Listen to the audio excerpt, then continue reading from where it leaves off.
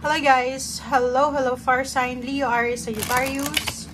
Welcome dito sa aking channel, Kapalaran 888 Fire Sign Leo Aries Sagittarius. Alamin natin kung ano yung message sa'yo ng solar eclipse.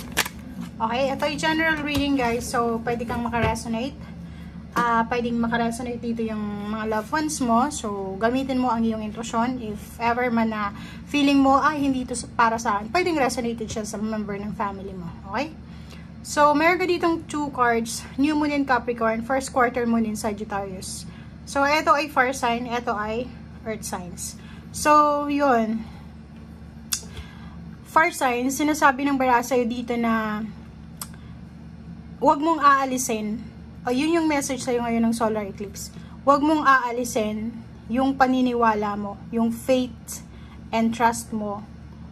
O yun, yung faith mo sa Panginoon. Unang-una sa Panginoon kasi siguro may iba sa inyo na dahil sa mga napagdaanan yung problema, emotional, financial, psychological, spiritual, medyo nawawalan na kayo ng trust and faith sa ating Panginoon. And at the same time, yung good luck and good fortune, parang hindi ka na naniniwala na may swerte, may good luck, may good fortune, may blessings, may prosperity, parang ganun. So, dito sinasabi na huwag mong aalisin yun, yung trust mo, yung faith mo, kasi siya yung foundation natin dito sa mundo eh, 'di ba? So, kung wala ka ng paniniwala kahit sa sarili mo, saan ka pa maniniwala? 'Di ba? So, be strong, step up and lead. So, sinasabi sa'yo ng baraha dito na bumalik ka sa dating ikaw. Kasi 'di ba yung energy ng fire sign is sobrang courageous, strong, brave, parang ganon. Hindi sila nadadala sa mga tukso, hindi sila nadadala sa mga struggles or mga restrictions. So dito sinasabi ng bara sa'yo, ibalik mo yung dating ikaw na sobra-sobra yung tiwala mo sa sarili mo, sobrang tiwala mo sa Panginoon, and at the same time, sobrang tiwala mo sa swerte. Di ba yung naniniwala ka sa good luck and good fortune? So ibalik mo daw yon.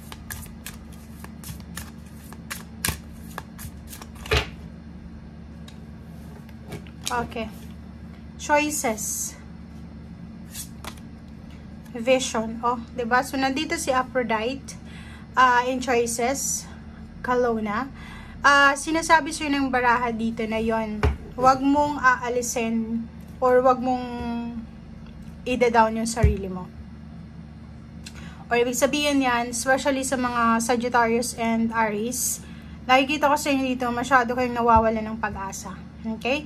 Sinasabi sa'yo dito na may choices, napakalawak ng choices. Like, kung ang dami-daming restrictions, gusto mong pasukin yung isang bagay, isang trabaho, isang negosyo, isang relationship, tapos ang dami-daming mga sagabal, sinasabi ng barahan ito na huwag kang padadala sa temptation of restriction. Kasi yung mga restrictions na yan guys, para siyang temptation eh. Parang sagabal lang siya sa kung ano talaga yung purpose mo. So, kung halimbawa kini-question mo yung purpose mo ngayon, parang kini-question mo, ano ba talaga yung purpose ka dito sa mundo?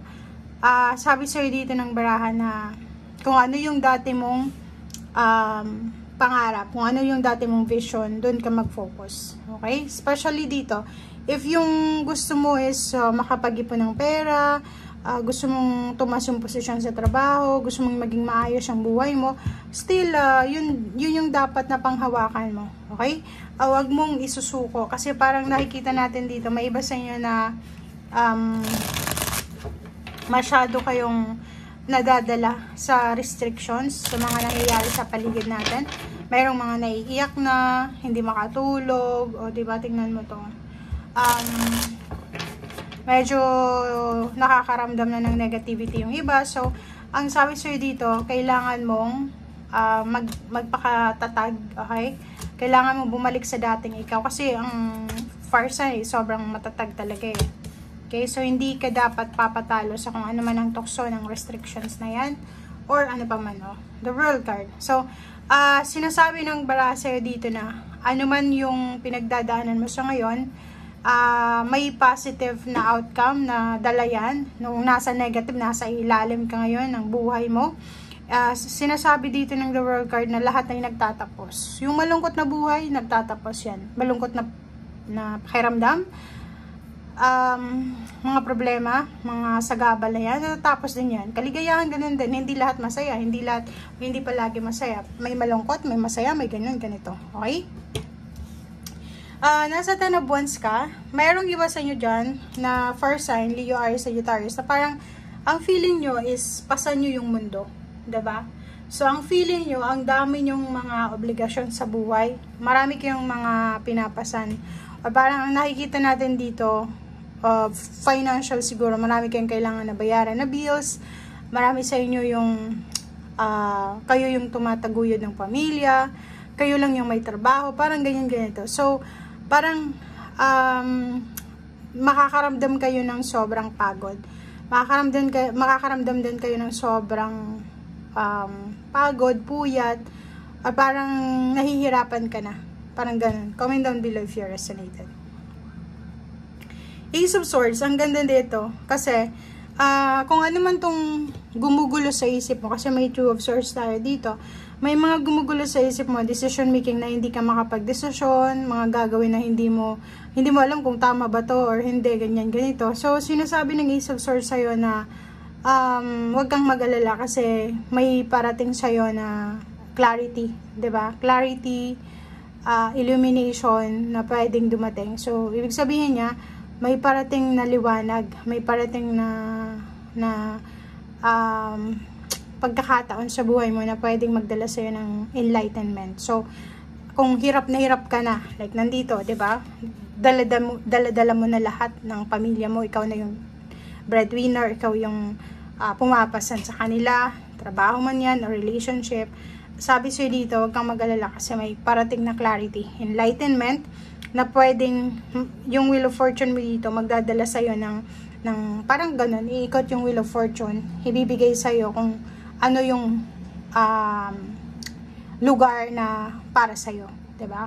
Kung nasa ilalim ka, pwedeng dalhin ka dun sa taas.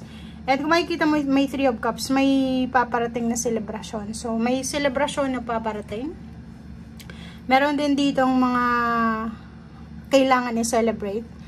May mga pagkakataon, like healing. So, pwedeng sa isang okasyon, isang selebrasyon, ay posibleng magkaroon ng healing. So, may peace and harmony, blessing, and pwedeng meron ditong mga, reconciliation, healing, emotional, financial, marital, or kanumang klase ng healing ang posibleng dumating. Okay?